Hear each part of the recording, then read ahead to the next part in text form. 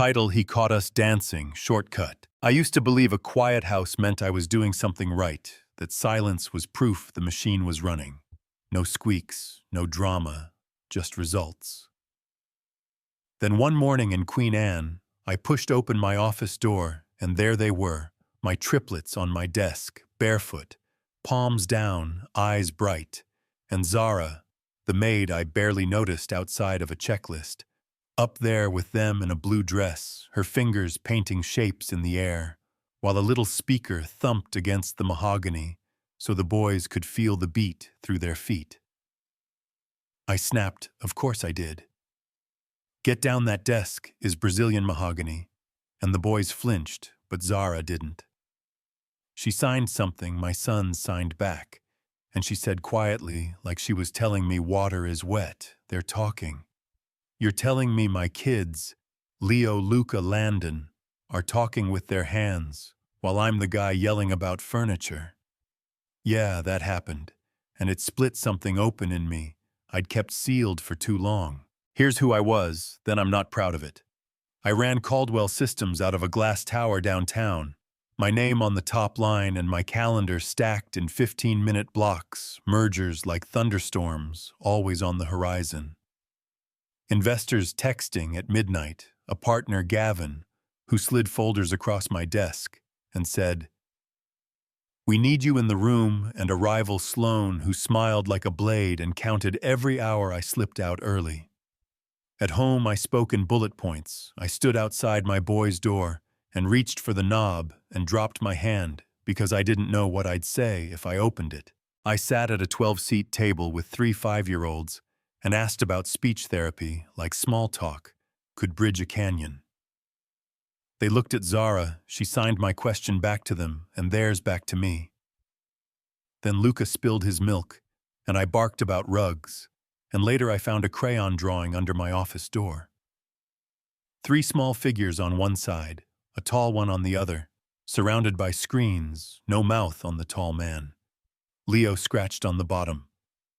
You ever have a picture knock the breath out of you, like it's telling a truth you don't want to hear? Quiet doesn't mean safe, it means empty. The next morning I stood in the kitchen doorway and watched Zara feed my sons with her hands. Good morning, shaped like a gift, Leo's shoulders dropping. Joshua counting along with his fingers, Luca drumming on the table to feel a rhythm in his bones. A calendar alert. I'd ignored for a year buzzed my phone. Kindergarten evaluation at the Northwest Center for Deaf Learning. I almost punted.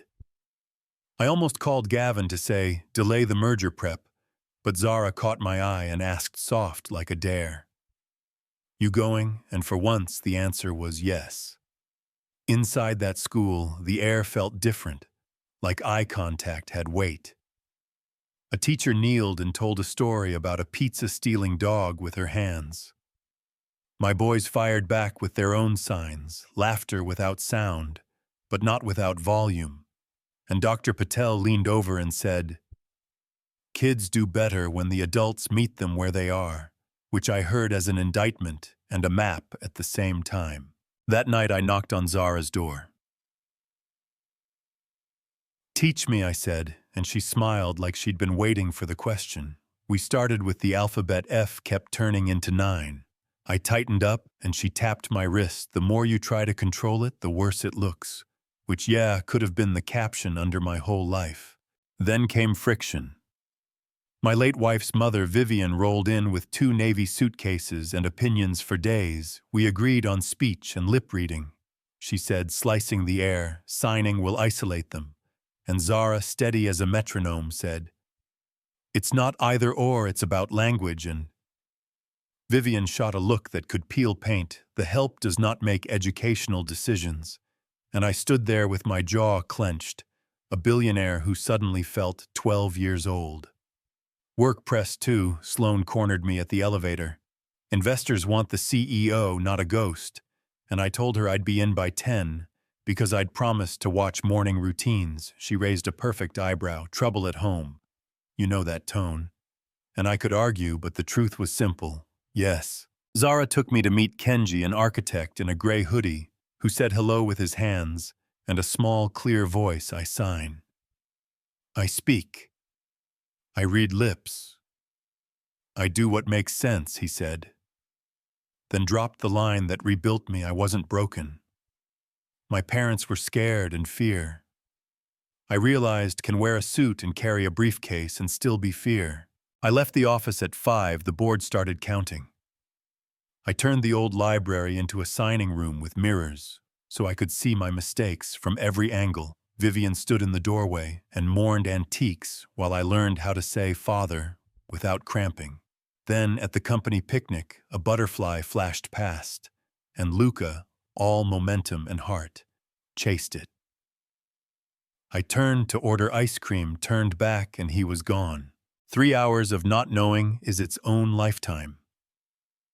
Police radios, strangers describing boys who might be mine, me, yelling his name even though I knew sound wouldn't pull him like a rope. We found him by the duck pond, calm, watching water. I signed too fast, then slower. Were you scared? He signed back about butterflies and ducks, and my panic reflected in someone else's face, and that night, he asked the question that still tightens my throat. Are you mad my ears don't work? I told him the only promise I could make and keep, I'm never mad at you for being you.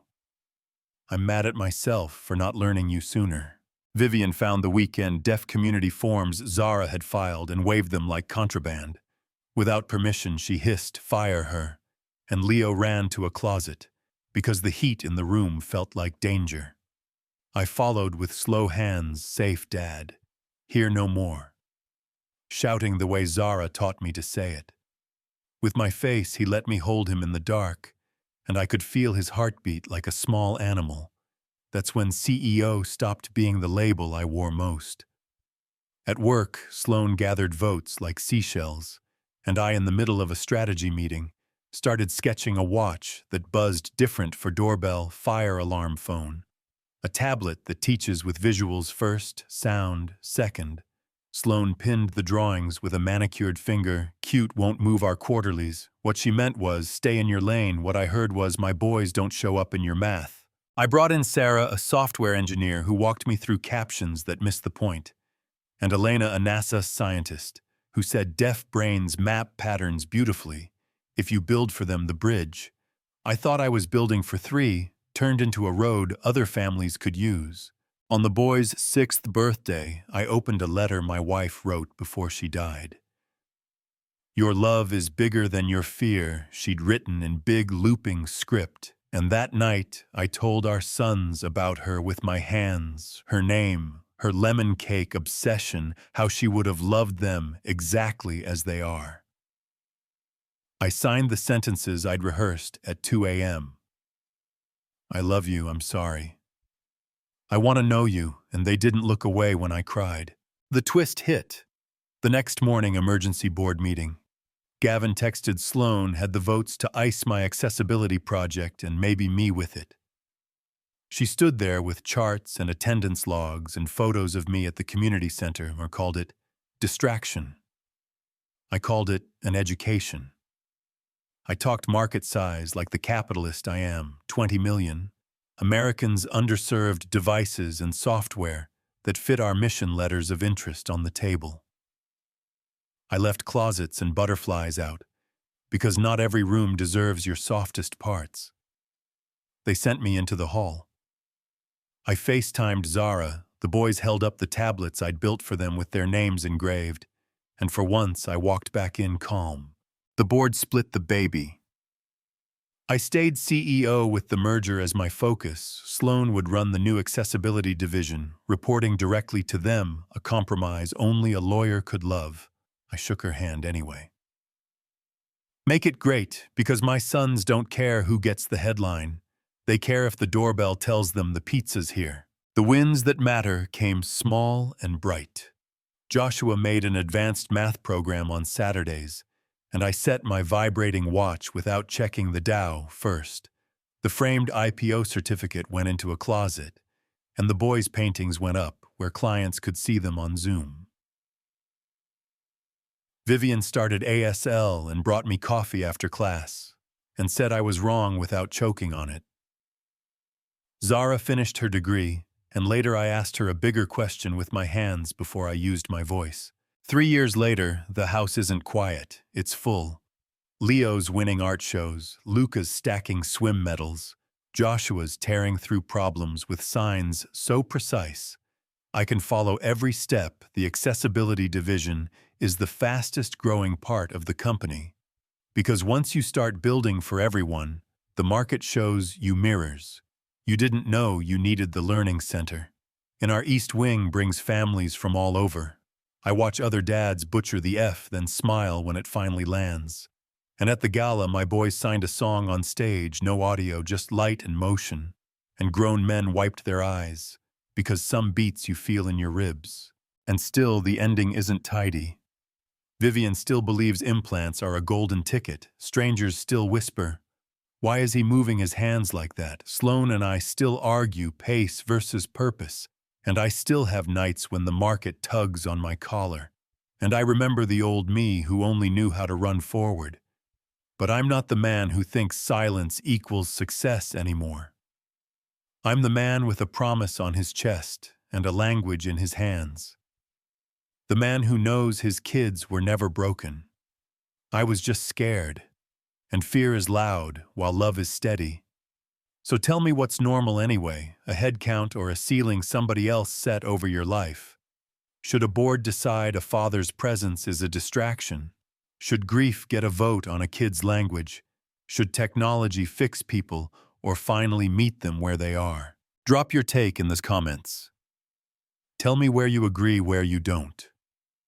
Tell me if you've seen a room shrink someone you love because they communicate differently. And if this hit you somewhere real, tap subscribe. We've got more stories where power gets tested and love learns a new way to speak.